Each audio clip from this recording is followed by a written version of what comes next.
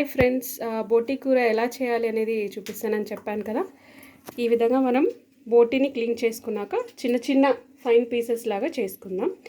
తర్వాత దీనికి కావాల్సిన ఐటమ్స్ ఏంటో ఒకసారి చూద్దాం.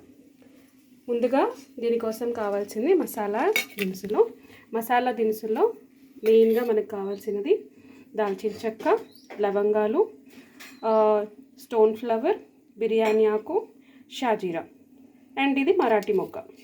ఇదిగోండి, ఇంత మాత్రం వేస్తే సరిపోతుంది ఈ క్వాంటిటీకి.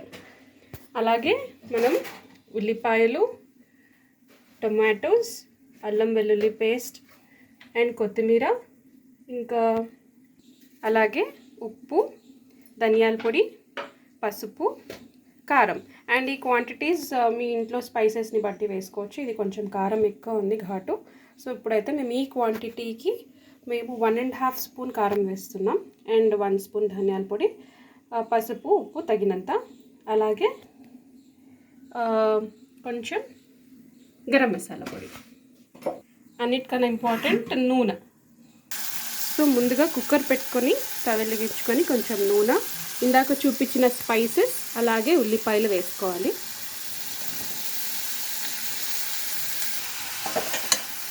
ఈ విధంగా ఉల్లిపాయలను ఫ్రై చేసుకోవాలి.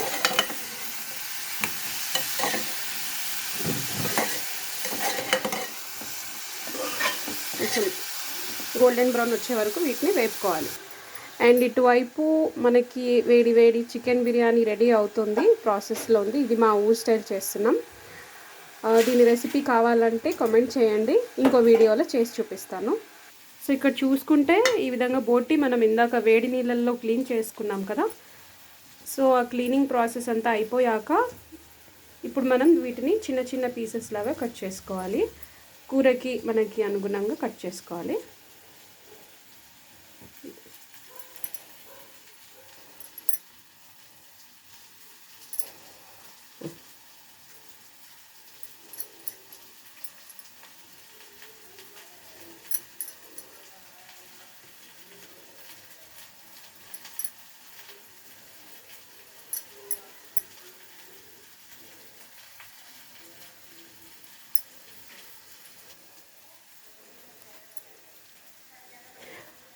సో ఈ విధంగా మనం ఇందాక క్లీన్ చేసుకున్నామని చెప్పాను కదా. ఇది మామూలుగా క్లీన్ చేయకపోతే పైన అంతా బ్రౌనిష్ షేడ్లో వస్తుంది. కొంతమంది అది ఉంచి కూడా కుక్ చేసుకుంటారు.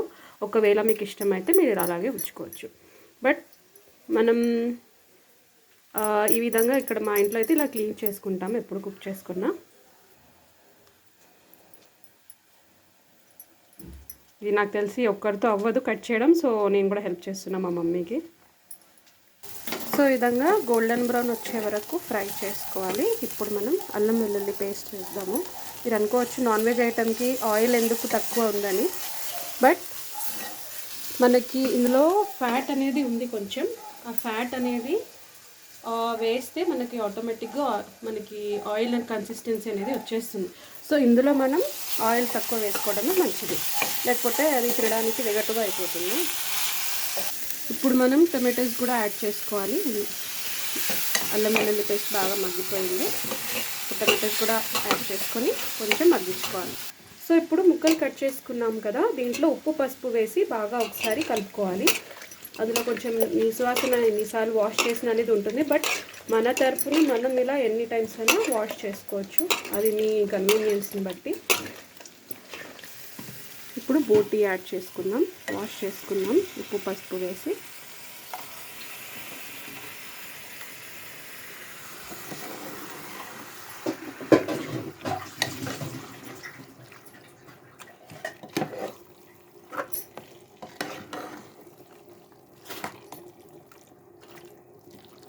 అలాగే తగినంత పసుపు, ఉప్పు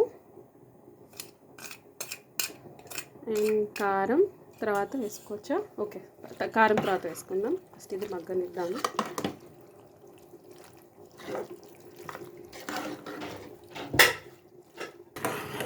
సో కాసేపు ఇలా మనం మూత పెట్టుకొని మగ్గించుకున్నాక వాటర్ అనేది బయటికి రిలీజ్ అవుతుంది. ఈ వాటర్ అంతా డ్రై అయిపోవాలి. తర్వాత మనం మిగతా స్పైసెస్ అన్నీ యాడ్ చేసుకోవచ్చు. అందాక మనం మగ్గించుకుందాం.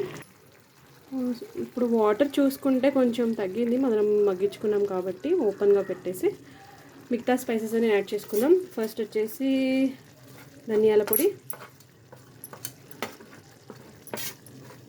అలాగే కారం పొడి కూడా మీ టేస్ట్కి అనుగుణంగా వేసుకోండి.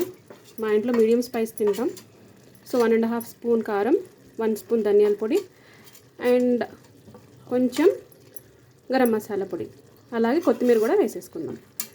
అన్నీ వేసేసుకొని ఒకసారి మిక్స్ చేసుకుందాం.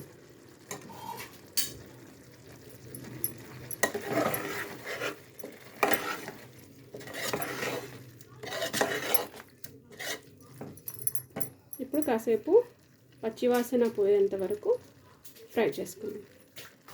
ఇలా ఫ్రై చేసుకోవాలి. చూడండి, ఇందాక మిస్ అయ్యాం చెప్పడం, ఇందులో కొబ్బరి పొడి కూడా వేసుకోవాలి. ఇష్టం లేని వాళ్ళు అవాయిడ్ చేయొచ్చు, కానీ మా ఇంట్లో అయితే మాత్రం కొబ్బరి పొడి వేసుకుంటాం. కన్సిస్టెన్సీ మంచిగా వస్తుంది అనేసి, అలాగే టేస్ట్ కూడా చాలా బాగుంటుంది. సరే మిక్స్ చేసుకొని కొద్దిగా వాటర్ వేసుకుందాం. ఇవంతా ఉడకాలి కదా. కొద్దిసేపు ఇలాగే ఓపెన్గా ఉడికించుకొని కుక్కర్ పెట్టేసుకుందాం. విజిల్ ఇంకా ఒక 5 మినిట్స్ ఇలాగే కుక్ అవ్వనిద్దాం. సో ఒక పొంగు ఇలాగ వచ్చింది కదా, ఇప్పుడు విజిల్ పెట్టేద్దాము.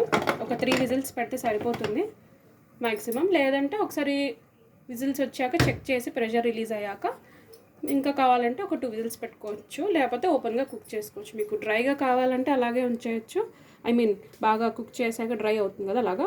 లేదు ఇలా కొంచెం లిక్విడ్గా కావాలంటే అలాగే సర్వ్ చేసుకోవచ్చు. ప్రెషర్ రిలీజ్ అయ్యాక ఇలా ఉంది మొత్తం, మీరు చూడొచ్చు. ఫ్యాట్ అంతా కరిగిపోయి ఇలా మనకి ఆయిల్ పైన ఫ్లోట్ అవుతుంది.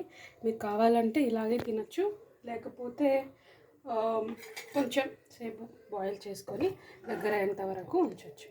మీకు ఇలా రాగి సంగటి, వైట్ రైస్ ఇలా ఎందులో అయినా ఇలా తినచ్చు. ఇలా బాగుంటుంది.